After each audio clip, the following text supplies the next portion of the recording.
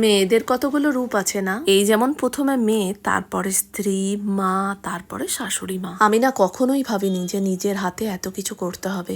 Hi everyone, নতুন আরেকটা ব্লগে তোমাদের স্বাগত জানাই। আশা করছি তোমরা সকলে ভীষণ ভালো আছো। কথাতেই আছে, মানুষ যেটা ভাবে সেটা হয় না, তার উল্টোটাই হয়। এই যেমন আমি ভেবেছিলাম ঘরে থেকে ঘরের দায়িত্ব পালন করব, সংসার সামলাবো, আর বাইরের দায়িত্ব কাজ করব বর্মশাই সামলাবে। ইদানিং বর্মশাই এত ব্যস্ত হয়ে গেছে, সংসারের যাবতীয় আনানেয়াটা আমাকে এখন বেশিরভাগটাই করতে হয়। ফল মিষ্টি ব্রেডটা তো কেনা হয়েছে, শুধু মাছটাই বাকি আছে। চলো দেরি না করে মাছটা কেনা যাক।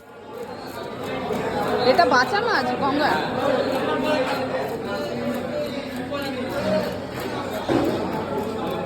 আর এগুলো একই নাকি?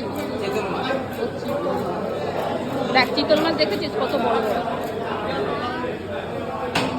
মাছ বাজারে এত মাছের গন্ধ যে বেশিক্ষণ দাঁড়িয়ে থাকা যাচ্ছিল না। আমি তো মাছের থেকে 10 হাত দূরেই দাঁড়িয়েছিলাম, আর আমার সোনা তো গন্ধতে বমি করে দেওয়ার মতন অবস্থা। বাজার থেকে এই রুই মাছটাকে কিনে নিয়ে এলাম। দেখে তো ভালোই লাগলো, রান্না না করে খেলে বোঝা যাবে না যে কেমন লাগবে। এটা আর আজকে রান্না করব না, আজকে যাব মায়ের বাড়ি। ভালো করে ধুয়ে পরিষ্কার করে না রাখলে না বেশি দিন ফ্রিজে রাখা যাবে না। মাছ ধোয়া তো আমার হলো, বৃষ্টিটা একটু কমলে তারপরে মায়ের বাড়ি যাওয়ার জন্য বেরোবো। সকাল থেকেই আমাদের এখানে একবার করে বৃষ্টি হচ্ছে, আবার একবার করে রোদ উঠছে। আর আমার হাতের এই ফুলটা নাম কে কে জানো অবশ্যই জানাবে, ভীষণ সুন্দর কিন্তু গন্ধ। আজকে দুপুরে ঠিক করেছি সবাই মিলে কলা পাতায় খাবো। এত সুন্দর সুন্দর পাতা দেখলে নিজেকে আটকে রাখা যায় বলো? তাহলে কি একদিকে বসবে আর একদিকে খাবি নাকি? সবার জন্য কাছি, তোর আমার বর্মশাইয়ের।